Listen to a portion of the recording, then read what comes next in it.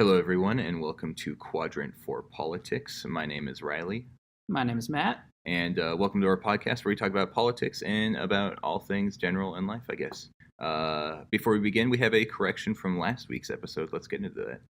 So last week I brought up that we've had two presidents be impeached, meaning they have not necessarily been removed from office, but they went through the impeachment process.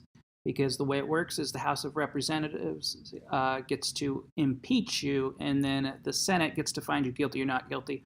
What I said last week was that it was Bill Clinton and Andrew Jackson. It was actually Andrew Johnson. I mentioned that it was by just one vote, got to save his presidency. Back then, the Senate was 54 people.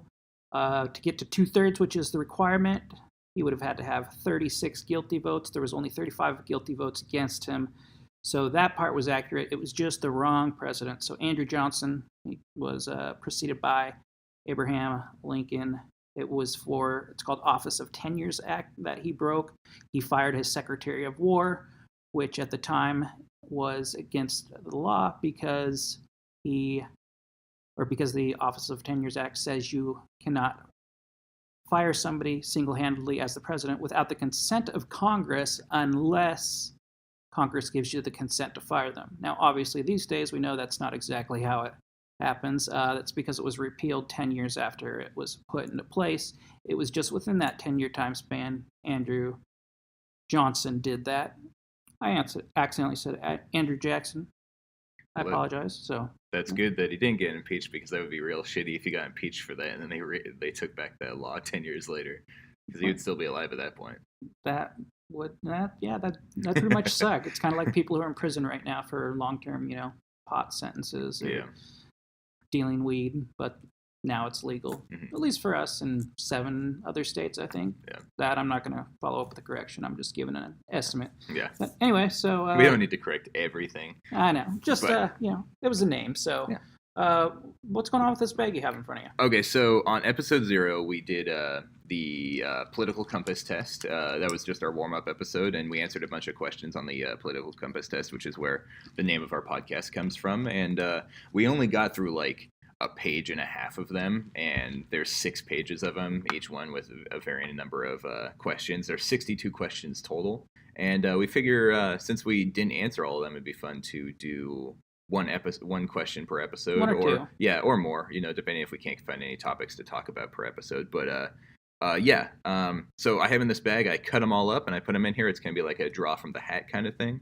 and we're just going to draw one to begin with every episode and answer it. Before that, I was going to preface it with that, yes, once again, this is from the political compass test, and we have said we like the concept. We don't fully love the questions. We think there's definitely room for improvement, but we're just doing this because it is somewhere where we have,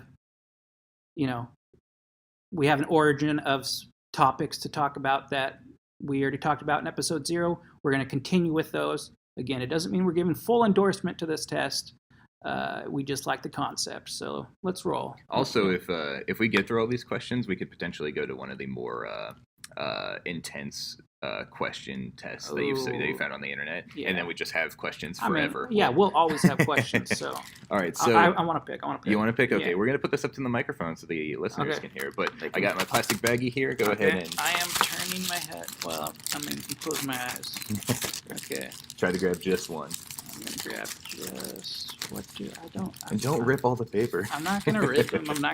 Okay, I got the one I want. All right, you got it. You ready? Cool. Ready to hear it?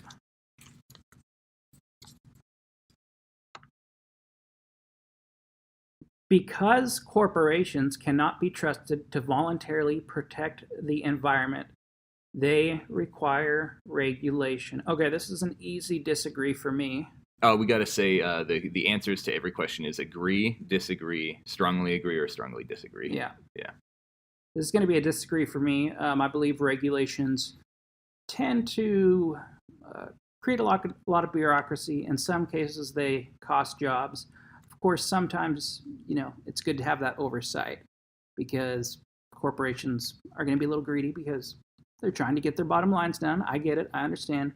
But to protect the environment, they require regulation, I would say no. I'd say if they're going to, if they're going to be blatantly breaking the law as it comes to protecting our environment, they're going to get caught. So I'm going to read the question again just to go over it. Let me see. Because corporations cannot be trusted to voluntarily protect the environment, they require regulation. As a libertarian, I am against all regulation, of course. Of course. Is this a good chance to talk about the environment? Is this something you want to discuss today? Because this question brings it up. Okay, well, if you want. I mean, we don't have to, but no, it's fine. So I think, well, I mean, this question could either go between the lines of the environment and regulation. Obviously, I'm against regulation because I think that the free market regulates Let's say itself. that the environment was not... because corporations cannot be trusted to treat their employees correctly, they require regulation. Again, I think it's... in that case, it would be like an individual choice thing. Like if you're not being treated correctly, you have somewhere to report it to.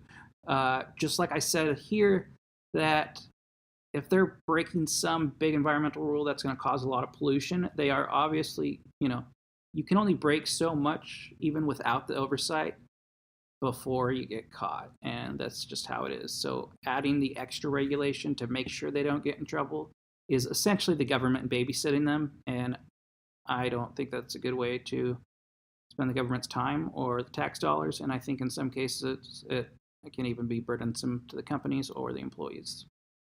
Be careful of this table. It's really snappy and loud. I'm sure the microphone's picking it up.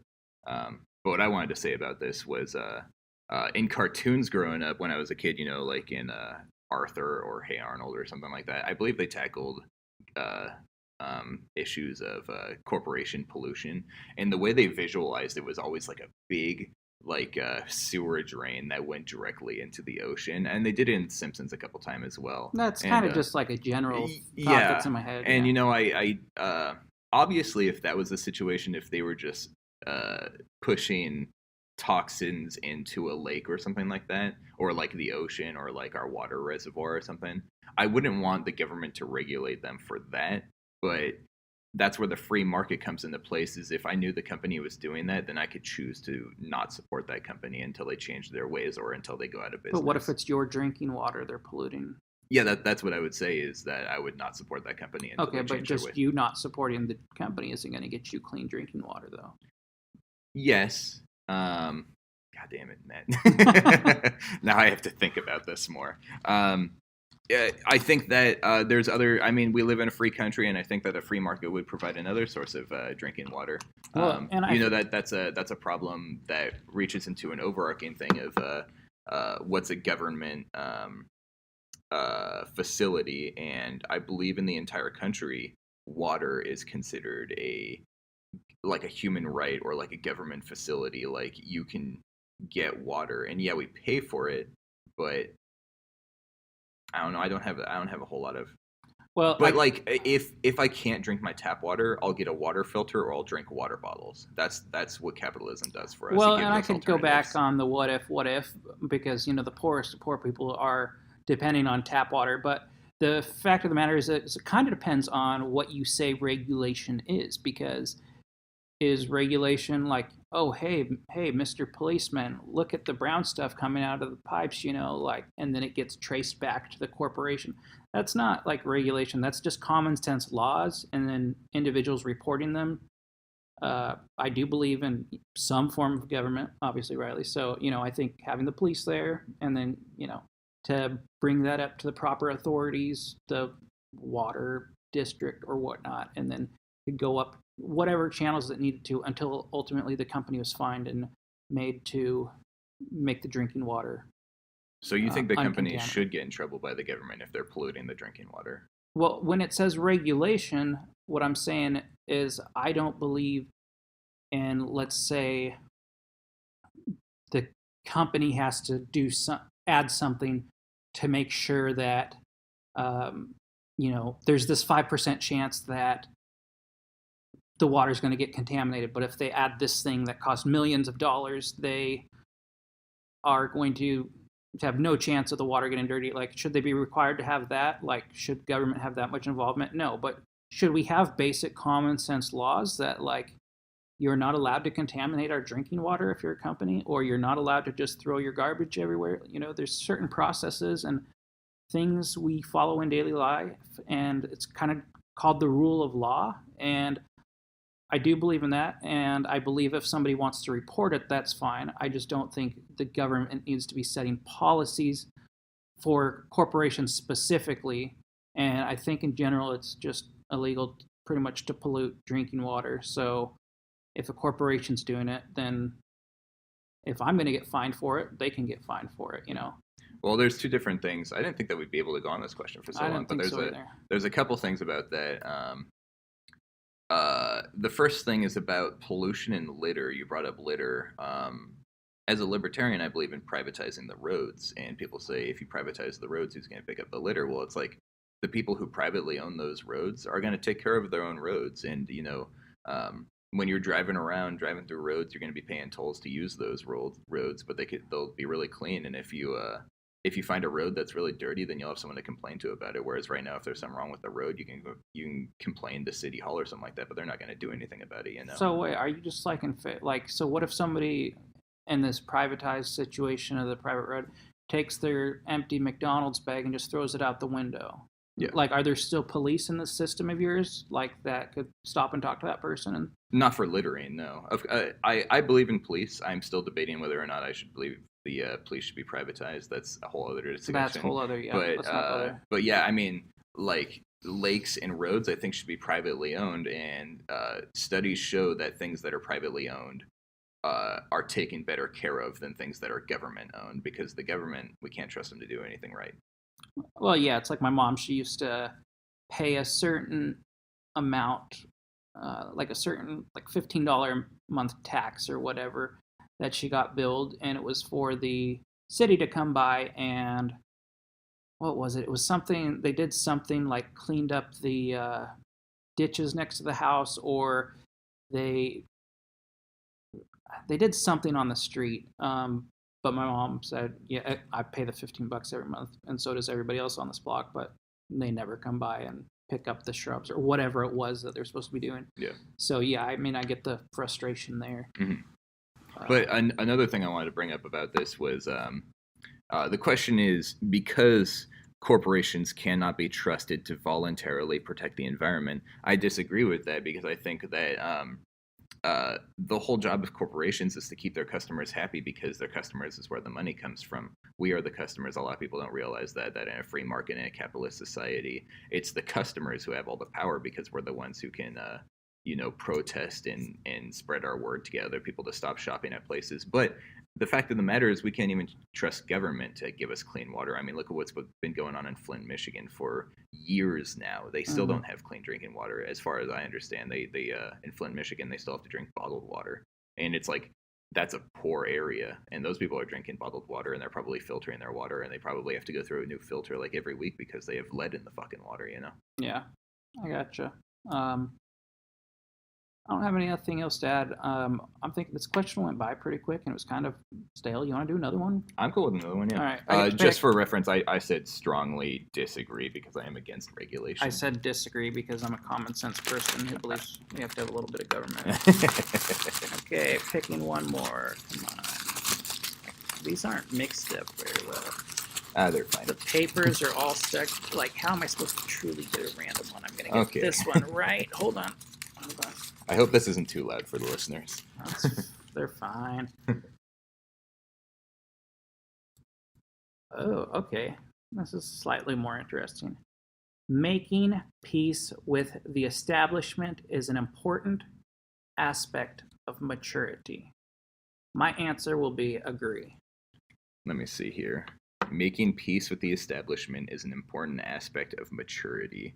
What is the establishment? So usually the establishment, as hippies refer to it, is like the government, the man, the police sometimes. I think it is an important part of, the key word there is respect. It doesn't say blindly follow. No, it doesn't say respect. I'm sorry, I was reading the word aspect. Making peace. So making peace, as in treating respectfully, getting along with yeah, I think that's an important part of growing up for anybody, is just to get along with the people around you. And I think that includes the establishment. That doesn't mean you have to like everything that they do, but you know, if a police officer comes up and asks you to do something, or you know, gives you an order, you do that, and then if you think you're wronged, you later can bring it up instead of feeling the fire at the time, and you know, start cussing, start throwing things, all the sorts of stuff you see bad criminals do on TV. If you make peace with the establishment and they get out of hand, then people are going to see that you were acting reasonably and the establishment wasn't. So, and then on a bigger scale, the establishment could also mean, you know, just I guess your boss, maybe, the government, like people in authority, your teachers, I guess. It all depends on establishment, which that could be defined a lot of different ways. But I know another one of the questions in here was that authorities should be respected without question, or we should not question authority figures, and that I would disagree to. That's not what I'm saying here. What I'm saying is just common respect for anybody, even somebody in authority that you don't really like. Yeah. I disagree with a little bit of what you have to say, but I think we're on the same aspect of it. You said agree, not strongly agree, correct? Correct. Only for a few questions do I usually say strongly. Okay, I think I say agree with this one as well. When it says making peace, that doesn't necessarily mean agreeing. It just is like, you know, this is the system that we have in place. Get along with it, and it's not like get along with it or die, but just don't cause an issue, I guess. And that sounds a little authoritative, but I'm just saying there's no need to be rude. You know, I don't believe in being rude. But one thing you said is like when the police are coming up to you, you do what they say, you answer their orders, which is like you kind of have to, because the bad thing about the police is if you don't do what they say, you get shot and then they get paid leave. You know, and it's like that's shitty, and it sucks that we have to do that. But as far as this question goes, I say agree, because it's like, yeah, we have laws set in place, and I might strongly disagree with them, but I live in this country and I don't want to go to jail. So when a police pulls me over, yeah, I do what they say. I follow their orders. If they're going to start raping me with their giant black dick, then that's okay. And it's like I just have to go with it because they're the law, you know? Okay, well, I'm not going to agree with that. Like, you should just stand by for rape. But the part of rape is that you're kind of powerless. Well, I don't know if once you saw again, I would say report it. But well, yeah, but it's like there was that cop that got busted recently. I don't have the news article or sources for this, but there was that cop that got busted recently because he pulled over a girl. He had his dash cam on the car, and he asked her for a blowjob to not give her a ticket. Oh, wait, was this a guy who did it to like several people? Or yeah, there was only the recording of one woman, but I think he either did it to that woman multiple times or he did it to multiple women. I'm not 100% sure of the story. Okay. But yeah, it was like, if the police officer was like, give me a blowjob and I won't give you a ticket, it's like, what do you do in that situation? You know, I mean, obviously we're not women, so that will probably never happen to us unless we find like a gay police officer. Have you seen, well, there are some gay police officers. Plus, have you seen the, what was that? Meet the Millers? Yeah, but it was a while ago. I remember. The Mexican police officer, pay him 10 pesos or give him, you know. Yeah. Okay, you're not remembering it. Yeah, I remember. But I saw it a while ago. Was it Meet the? I don't. We're the Millers. We are the Mill. Yeah, there we go. Yeah. Anyway, so also another thing I just thought about with this question is it says aspect of maturity, and I think that's kind of part of what it's about is being mature is learning to not be an anarchist, and that's you know, that's like growing up is what we're talking about here. Like part of growing up is learning to get along with the things how they are, and then learning that there's a process if you don't like how things are, and it's not always going to be quick, it's not always going to be easy. And I think that's kind of what the problem is with the left, is that when, you know, something happens that they don't like, they want a person fired right away without investigation, without talk of it. Like, that person did wrong just because it was said that they did wrong. Part of them making peace and the aspect of maturity is that when you have a problem with the establishment, you have to go through the proper channels, and it's going to take time, like most, let's say, court cases do, or most times you're trying to correct a wrong. It's going to take time. And it's just ridiculous how a lot of people think it's going to be fixed overnight. And and that's not what I'm trying to say, is that, well, everything's, if you make peace, there's not going to be any more problems. There will be, but just acting mature in the situation, I think, is good for everybody. I agree. Okay. 100%. All right. You want to move on to our first story? Yeah, what's the first story? It's the one about the teacher, right? Yeah. So okay, so you got the details. I think it was a teacher in Wales. Is that correct? I thought I read it was Australia. in the UK. Oh, okay. Yeah, I'm pretty sure it was in the UK. Wherever it was on planet Earth. Yeah. Anyway, so there was this teacher, and it happened outside of our country, but it can still relate to stuff. She wasn't a teacher, actually. She was just a staff member at a school. I think she was a student aide. Yeah, so that's she what was. It said. Yeah, so I'm not sure exactly what that is. If that's like a teacher aide or if she just helps students. Well, I mean, like, I was a teacher's aide, like in middle school, and so I helped the teacher. But then sometimes, like, I watched the classroom or whatnot. Yeah. I know, like, in colleges, they tend to also, like, sometimes they end up teaching part of the class or grading papers or whatnot, which, has kind of become its own little story on the side. But this, I have an aunt, actually, or a great aunt maybe, I think, and she graduated, I think, at the age of 14, because that's what you do in Australia. Really? From high school? At least back then. Okay. And so when I'm seeing these ages, and I'm seeing that it was a student aide that with these 15 through 17-year-olds, I'm wondering what the country is. But regardless, let's go through the story first. I'm saying I don't know if it was a secondary school or a primary school. But so it was against the law in the country. So that's the main. Okay, gotcha. Okay, so we'll go through the story for the listeners first. Is there was this teacher staff member of the school. I believe it was a high school, because the kids were 15 to 17. So depending on the country, though. Yeah. So the staff member was a female, and at the time of the incident, she was between the ages of 22 and 24. I can't remember her age exactly, but at the court proceedings, she was 25. So it happened a couple of years prior, so she was probably like 22, 23. I think it said 22 when she happened. Yeah. And what happened was that she had sex with a handful of boys who were between the ages of 15 and 17, and she was 22.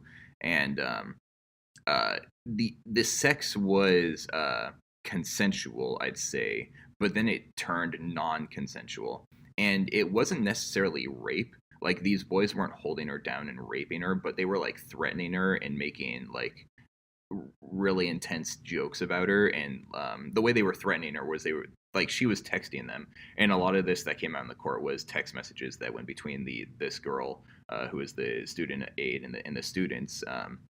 A lot of the text messages are what came out in court, and the text messages between her and the boys started out very consensual, but then they started turning at her like, this is bad for me, I could lose my job, we need to stop. And the boys were like, you need to keep having sex with us because you're a stupid cunt. They called her like a slutty cunt or something like that in the text messages, and they were like, you need to keep having sex with us, because if you don't, we're going to cry rape and you're going to go to jail and lose your job and all that kind of stuff. So this might not be forceful rape, but that's still non-consensual. But what happened? Wait, non-consensual on whose part? On her part. She didn't want to have sex with them anymore. I would say that might be blackmail or extortion. I don't think that would be rape, though. It is blackmail, and it is extortion, but it's also rape, because she didn't consent to it necessarily. Like, she continued doing it, but she didn't want to. She knew that it was bad for her job. Now, I'm not saying that she didn't necessarily enjoy the sex. She might have, but still, she showed in her text messages that she was uncomfortable with the situation.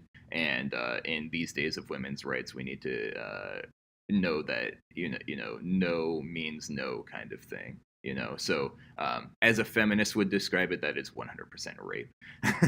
Are you a feminist? I'm not a feminist. I'm not. No, so but, I believe women should have equal rights, but I'm not a modern day feminist by any means. Well, same. I believe the same thing. But I just don't know how. The interesting part of this case is that so it started out consensual, but then it became unconsensual because she didn't want to do it, and she told them that, and they blackmailed her into doing it. Now what happened? The outcome of the case is that she didn't go to jail because of it, but she is a sexual predator for the rest of her life. She got a suspended 2-year sentence. Yeah. So I'm not sure if she's under house arrest for that time or if she just can't work around kids around that time. But the point is that these kids were 15 to 17, and from what I read, one of the articles said that they were football players. So these were big kids. They could easily have their way with her, So I could see why she'd be afraid of them.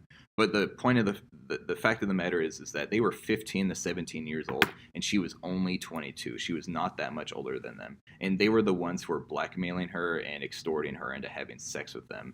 And if they had been of the same age, they would have been the ones who have been in trouble. But because she is older, she is the one who is a sex offender for the rest of her life and is on suspension for 2 years. And that's why I wanted to talk about the story, is because it's an interesting thing. We hear these stories about older women having sex with younger kids, but this is a much younger woman who's above the age of consent, but barely above the age of consent and having sex with kids who are under the age of consent. So that's why I wanted to talk about it, is because also throwing in the fact that it wasn't consensual, she's the one who got in trouble for it. And my personal opinion is I think that's messed up. What do you think about that? Well, so I don't want to sound like an asshole who supports rape or anything. I'm just not seeing rape here. Now, maybe I need to go back through and read the story and read what the text messages were.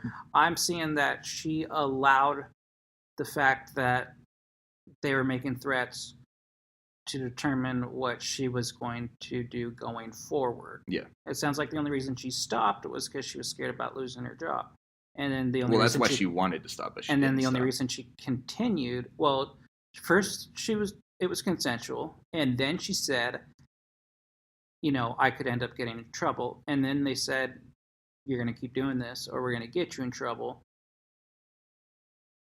In general, it seems like I think she kind of got herself into. We can talk about what the law should or shouldn't be, but for right now, let's just talk about how she started off, or they were consensual at the same time. It was consensual regardless. What she did in the beginning was against the law. In the beginning, yeah. It was consensual. Yeah. And so, yes, she should get in trouble for that.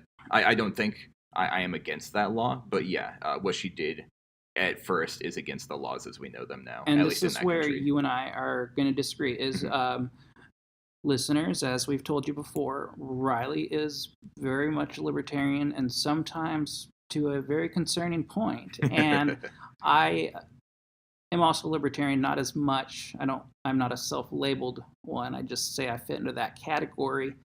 I definitely think there's moral aspects to things, and they're not just a Christian morality or a conservative morality, but there is kind of a universal morality, and that does play a factor into our laws.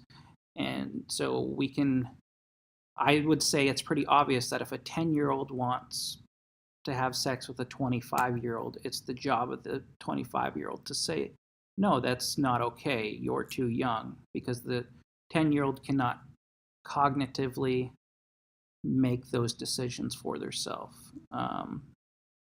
So I believe in age of consent laws as to what they should be. That's a big debate.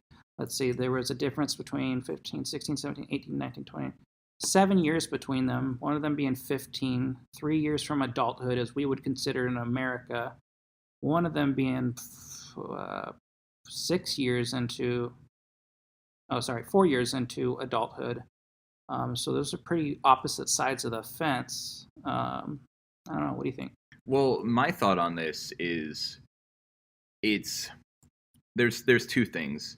What she did at first, because it was consensual between her and the boys, was wrong because she was not, in my opinion, it wasn't wrong morally, but it was wrong against the law. And so what she did at first was wrong against the law. And then the messed up part is that it became unconsensual for her.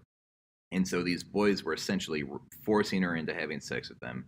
And that's where I have an issue, is that the boys didn't get in trouble at all. Like, obviously, they probably got in trouble at home, and they might have a hard time finding a college to go to, but that's about it. They didn't get in trouble with the law at all.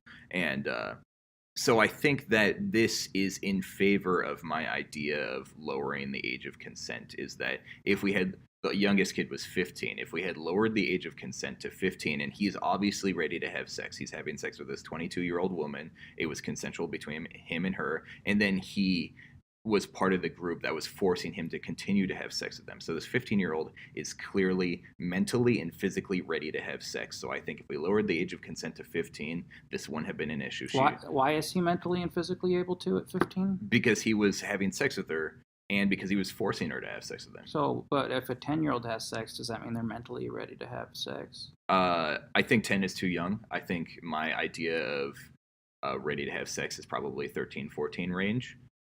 That doesn't mean I'm interested in 13 or 14-year-olds. Quite the opposite, actually. I'm just saying that from my own personal experience and from what I've experienced from other people, I think that 13 or 14 is the age that humans are mature enough and physically ready to have sex. And I think that we need to start treating younger people as more adults, because I think that waiting until they're 18, 26 is like Obama wants, put the healthcare at 26. You could be under your parents' healthcare until you're 26. Yes, You can't rent a car until you're 25. Like, these are the days, like 25, 26, you can't do everything as an adult until then. I think it's ridiculous that we're treating these young kids not as adults. I think that they're ready to be, and I think that it will be good for society if we start treating people as adults instead of babying them for so long. Well, I think if that was the case, I'm going to disagree with you there, because I think if that was the case, then what we've seen through history, if you go back, more than about, I don't know the exact amount of time, but more than about 500 years, one thing you're not going to find is adolescence. People went from being boys to men during puberty. Mm-hmm. Girls during puberty went from being girls to women. And you're talking about like caveman days? No, people used to get married and conceive at much younger ages, and people's life expectancy was much younger. Mm-hmm. So, I mean, the whole thing about the age of adolescence now, from 13 to 17 or whatever, that is somewhat of a new thing, and I think it probably exists because these days kids can't make decisions as much for themselves. When I was 16, I was so excited to get my license. I've been waiting to get my license since I was like 12. Yeah. Now that I'm older, thinking back on it, like 16, like think about all the 16-year-olds on the road, and then just they're 16, like that's so young to be driving. See, I disagree with that. I'm completely comfortable with 16-year-olds driving. I mean, it's just they're so young, and so there's so much going on. I feel like that's a personal decision, and you can argue that teenagers feel that they're ready for everything, even though they're not. I think that that's all part of life, is lessons learned. And if you die in a car crash when you're 16, that's your own fucking fault. Why do I have to care? Why does the government have to be involved in that? Well, and the thing is, the government is involved with that, and they issue licenses at 16. The thing is, with sex, it's not something you get a license for, and then the other person says, "Oh, let me see your ID." Mm-hmm. So back on the subject of sex, I think age of consent is important, and I think obviously there is a reason that, or there's a certain, each state in the United States where we're talking from has its own laws on what is okay under the age of 18 and what is okay between the two groups of over 18 and under. Usually there's some amount of time or whatever the age of consent is, not necessarily 18. But let's say a state's age of consent is 18. Maybe it's okay at 18 if you're with a 16-year-old if it's consensual, because there's 2 years difference. Somebody told me once that age of consent in Washington is 16, which is true, but that there's also allowed to be a 5-year difference. Yeah, I know the age of consent in Washington is 16. I'm not sure what the age difference is, or even if there is one. Another part of it is parental consent. So if if like a girl has sex, like if a girl is 16 and she has sex with a boy who's 25 or something like that, and the parents find out, and the parents aren't okay with it, then the parents can get that boy in trouble, even if it was consensual between the boy and the girl. So there is 16 is the age of consent, but there is that age range that I'm not sure about. I think it was 6 years. I thought it was 5. But, yeah. Okay, so let's say 5 or 6. Yeah. 25's 9 years older. Yeah, yeah. So. But you think that's okay, right? Because at 16, she's good to decide what she wants to do. I believe so, yes. Especially women, because they mature. Women. Yeah, because they mature faster than men. Okay, but men are also more likely to take advantage of that maturity because men are more, men are more sexually aggressive. I'm just going to say it. Mm-hmm. We can pussyfoot around the issue all we want, but that's what the truth is ultimately. Men are more sexually aggressive, and they're going to take advantage of the maturity of that 16-year-old, the quote-unquote maturity, because I don't know that. I can only go off my own personal experience, and when I was younger, when I was starting out high school, freshman, sophomore, I was not ready to have sex, and that was 15, 16 in high school. I was not ready to have sex. I wasn't, like, I was interested in women, but I think if I was presented with a situation, I don't think I would have agreed to it, and that's just my own personal standing. I think there were plenty of other men and women who were my age in 15 and 16 in high school who were ready to have sex. I know that they were having sex, but for me personally, I had the personal responsibility to know, hey, I don't feel like I'm ready yet, and so I didn't lose my virginity until I was 17. And when I was 17, I lost my virginity to a girl who was 15, and she was the one who was more like, let's do this kind of thing. It was more like I was ready for it when I was 17, but the girl I was with was 15. She was 2 years younger than me, and she was the one who was like, I'm ready for this, let's do it. And I was the one who was hesitant at first. So I can only go off of my own personal experience, and off my own personal experience, it's like I had the personal responsibility that, like, I knew for myself, if it was legal that I could have sex when I was 15, I knew I wasn't ready for it, so I didn't.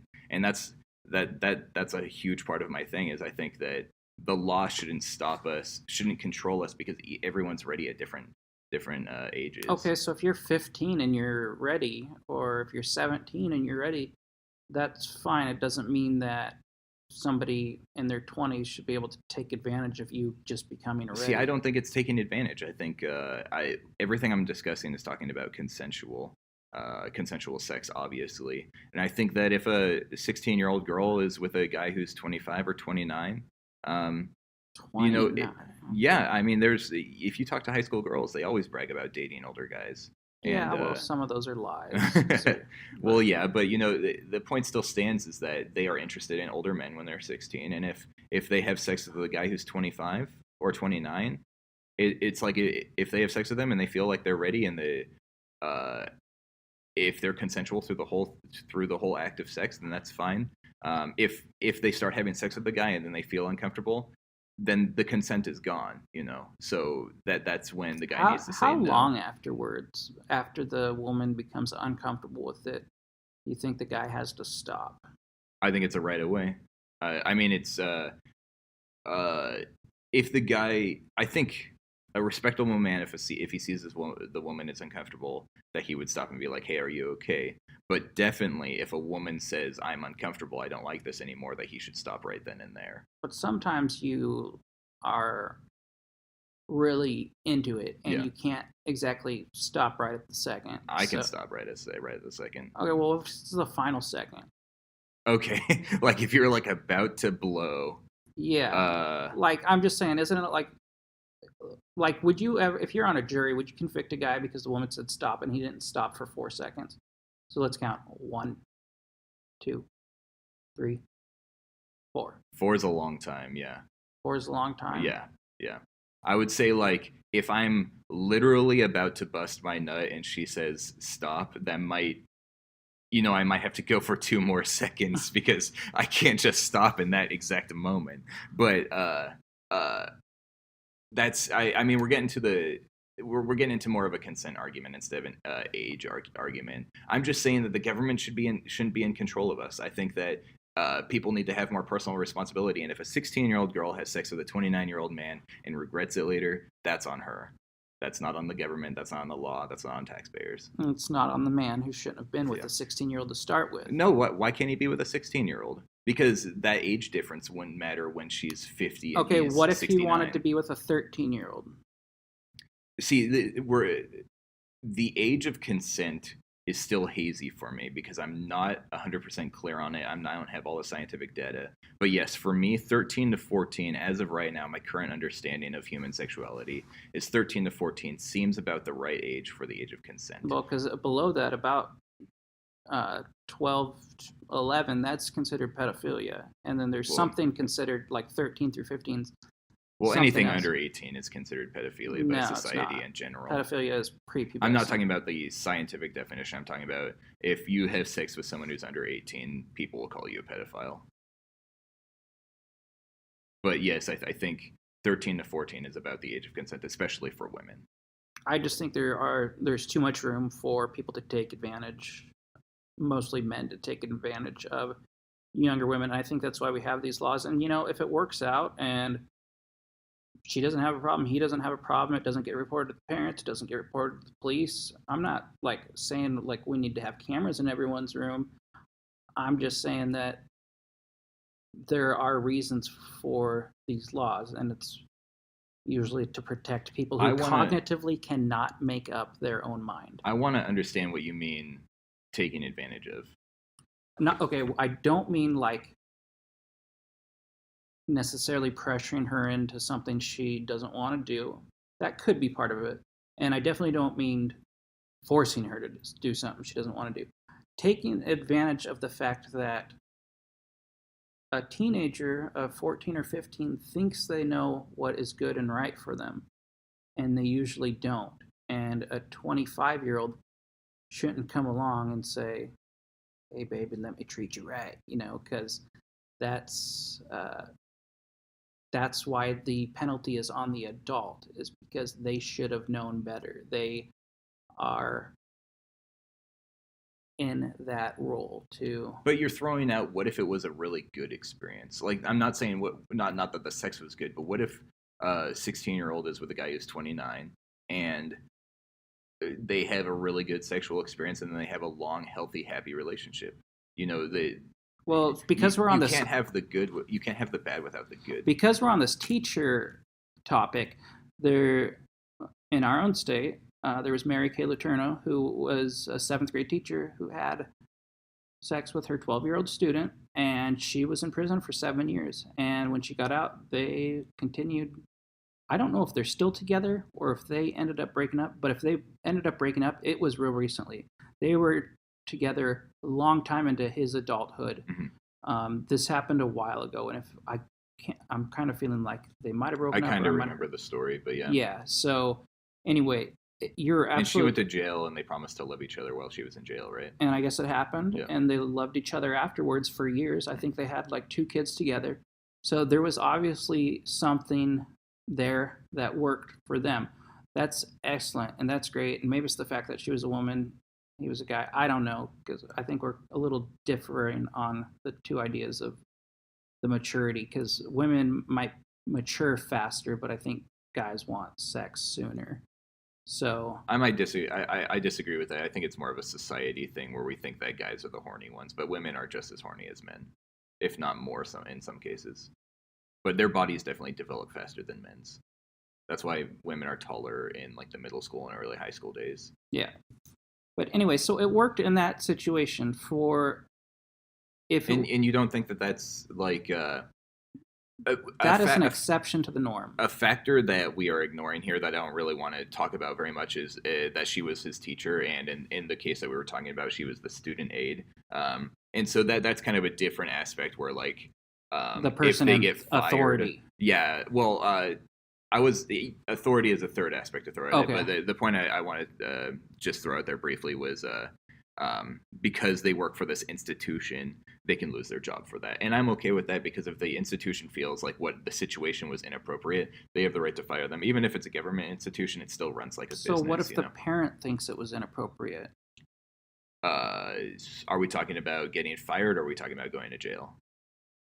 Let's say a 25 unemployed guy sleeps with a 15-year-old girl, Okay. and the parents aren't happy about it. What do you do? Well, that is the law right now, where not 15, but 16 is the age of consent. If someone who's over the age of 18 in our state has sex with someone who's 16, and the parents aren't okay with it, then that person can get in a lot of trouble for statutory rape. If the person isn't over 16, you're saying? The person who's the younger one is 16. The older one is over 18, and the parents find out and aren't happy about that sex. The person who's over 18 can get in a lot of trouble, potentially for statutory rape. And how I feel about that is I disagree with that. I think that we need to start treating younger people as adults. So you're okay with a company telling its employee that you can lose your job because you had sex with someone younger, but you're not okay with the parents, who are the ultimate authority over this child, saying, I want to see justice done for what happened to my child. Yeah, I mean, if the child was raped, absolutely. And we're not talking about that. Yeah, we're talking about consensual. Yeah, then no, because I don't think that the parents should have any control over that. I think that we need to start treating younger people as adults. I think that's good for society. So when should we start giving them guns? I'm okay with guns at. This is a tough one because I want to say at any age, but I know giving a toddler a gun is a little bit of a yeah. But then there's also the thought of gun triggers can be hard to pull for toddlers, you know. Okay, so like let's start their. But also, toddlers don't have their own money. It's not like they're going out and buying guns. It's on the parents' responsibility to have like trigger locks, you know. That's because right now you have to be 21 to get a gun. I think it's 18 to get a gun. Well, 18 for a rifle. Yes. And 21 for a pistol. Yeah. Oh, I didn't know that. That's cool. Well, except there's a law. There's a law on the ballots for Washington State. Is that coming up to raise it from 18 to 21. Oh my god! And while I'm typically very pro-gun, I might, because I'm somebody who believes that younger people are not cognitively ready for this adult stuff, I may just end up voting for that. And also, my sister lost 3 friends to a high school party, in which the 19-year-old was able to get a gun the same day and illegally, and then read about it in his car, and then go in and kill 3 people. Now, I don't ever think one situation is okay to justify something, and I also think that when you're involved in it, it doesn't give you more of a say. It actually makes you less objective. But anyway, I just think that at certain ages people aren't ready for certain things, and again, if it works out for some people, that's great. But in general, I think at one point I read through each state's laws for age of consent, and I didn't see any that were unreasonable. Just 13 and 14 is just so young, and you know. As far as the guns go, I'm still debating that internally for how old I think that people should be able to have guns. I'm generally very pro-gun, and I think the age that I would suggest is much lower than what it currently is. Than 21. 18, 21, 25, whatever. I think it would probably, for me, significantly younger. I think when I was younger, when I was a toddler, late elementary school, I know it's a huge range, but let's say late elementary school. I don't know what age range that is, but I'm pretty sure I shot guns with my dad's side of the family, who are very much Republican Trump supporters. Yeah, that's country people. It's fine. I'm fine with kids using guns with proper adult supervision, and what proper adult supervision is up to the adult. Yeah. And I'm definitely not saying that's wrong, but to go out and buy and own and possess, you know, I think we have age limits on that. We have age limits on smoking. We have age limits on alcohol. And this is where you and I differ, in that I do consider myself a libertarian, but I'm also common sense. I don't believe in just getting rid of all the laws. I mean, laws exist for a reason, and if they're unreasonable, then as a society, we're able to get rid of them through referendums, through replacing our representatives, our senators, elections, initiatives on the ballots. There's all sorts of ways we're able to change the process. So I think our laws in general, especially when it comes to age of consent, are usually reasonable. So. See, I think that sexuality is something that's clearly defined better than guns, because there's no point in our lifetime where our body says we're ready for a gun, but there is a point in our lifetime when our body says we are ready for sex. I mean, the definite, like, when you read sexual, like, books about learn like sex ed books, they say when a human male has an erection, that means he is ready for sex. And I don't remember when I got my first erection, but that, that's in puberty age, and I'm not saying, I'm pretty sure you can get them as a child.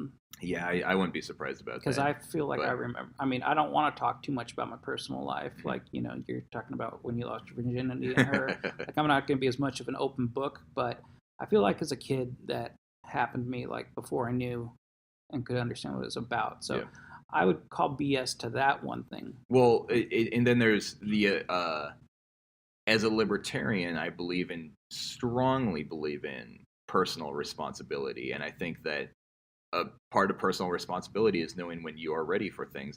If your body is ready for sex, you have to decide when you're mentally ready for sex, and then at that point the government should be telling you if you can or cannot have sex. I just think that the government telling us to do when we cannot do anything is bullshit. I think that is the opposite of freedom. So what about when in my life I feel it's appropriate to come cut your head off? Like, well, no, because that's taking away my freedom. Okay. See, having sex with someone isn't taking away their freedom. Unless it's rape. Rape is taking away someone's freedom. You're taking away their liberties. You're forcing them to do something they don't want to do. But if I'm talking about consensual adults or consensual people. Okay. Well, anyway, I think we kind of, hashed this topic out. Okay. Do you want to talk about the casting thing real quick? Yeah, we got a few minutes left, so. Yeah, I'll go over it real quickly. There's a Witcher TV show coming out, and The Witcher is, it was originally a book, and then it was a video game series, and both the book and the video games were made in Poland. They were Polish properties, and the cast of most of them was white Europeans, and they're fantasy based, so they have magic and spells and creatures and stuff like that. However, they are kind of based on Polish lore and history and mythology. And so now there is a Witcher TV show being made by Netflix. Henry Cavill is cast as the main character. He's the guy who played Superman in the most recent Superman movies. But now they want to cast a BAME actress for the role of, I think she's like the main lead character. I did not read the books or play the video games. I just saw the news articles, and the game was super successful and popular, so I know a little bit about it because I pay attention to gaming news. But BAME stands for Black, Asian, or Minority Ethnicity, and people are really upset about that because in the game, in the books, the character is white, and that's the way that the author envisioned her, and people are really upset about that. So this topic is kind of like a discussion of character races in media. Like if someone creates a character, do we need to hold to that character's standard, or like should we be offended when they change the race of a character? What do you think about that? Well, obviously, it's going to be seen two different ways, from going minority to non-minority. Mm-hmm. And obviously, I think we were talking earlier about Black Panther. Yeah. And if Black Panther they had cast a white person. Well, obviously, for one, the name Black Panther suggests there might be a problem there. But there's like Black Adam is a character, and he's a white guy. So it doesn't necessarily, they cover so the name doesn't necessarily have to do with it. But in that case, the whole thing is based on a hidden group in Africa. So it wouldn't make sense to cast them as white people. Casting people as minorities for the sake of having minorities is, I think, getting us further away from the idea of a colorblind, unified world. I think we want diversity, and we want diversity in these movies and shows. We want our TV lineups to have diversity, and I think it's because diversity is pushed on us so much more than unity. So, But we want. Wait, are you talking about you and I, or society wants diversity? Society. Oh, okay, because I was saying like, I'm okay with diversity and I like seeing diversity, but I don't want forced diversity. I want natural diversity. Yeah, that makes sense, and I think that's going to happen if everybody on whatever side of whatever politics or religion you are just lets things happen naturally, because we are not living in a time in history where it's just the white guys making the decisions behind in the offices.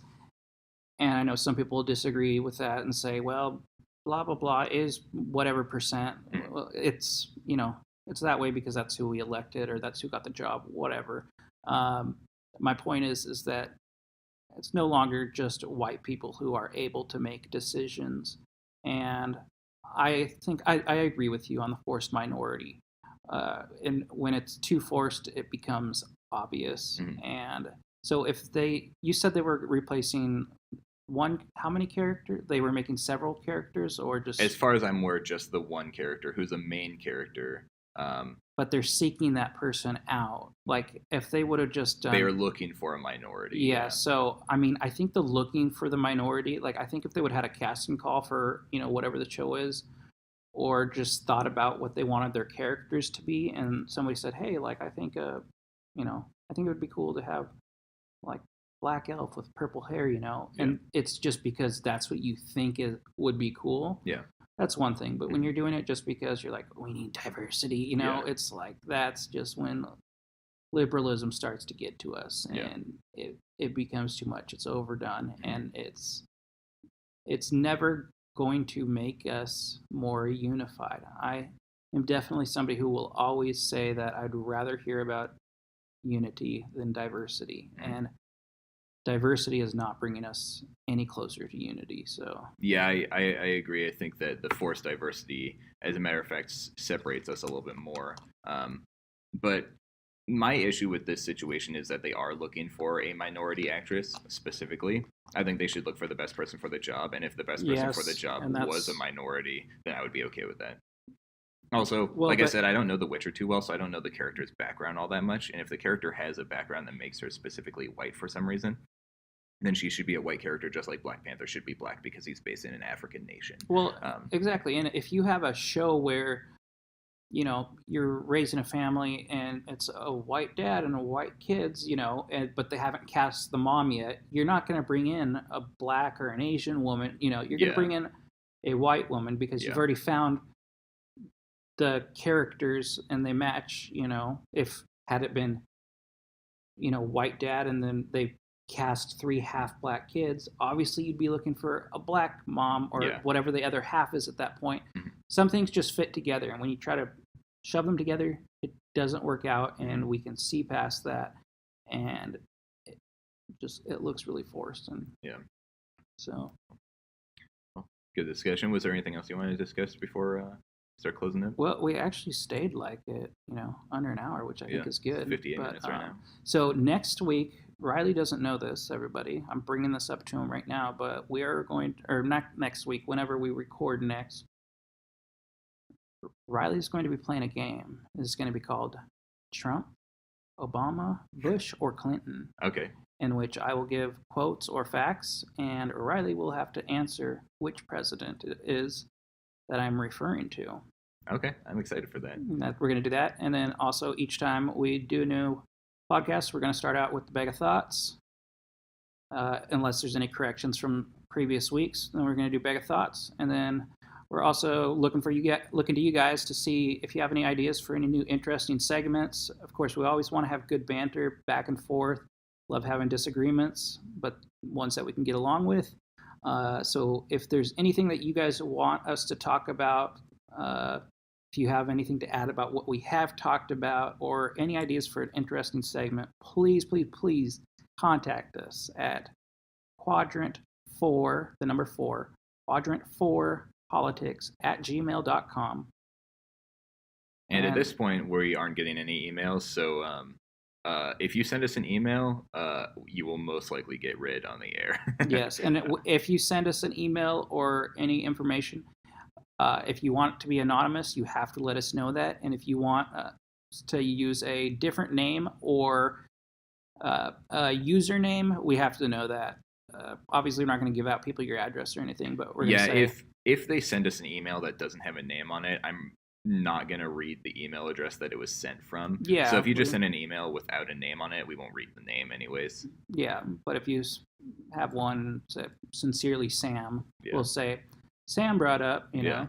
Exactly. And so, yeah, just keep that in mind. I mean, we're not going to give out personal information, but you want to be really anonymous for some reason, make yourself anonymous. We will also bring up comments on YouTube and SoundCloud, which is where these episodes are posted.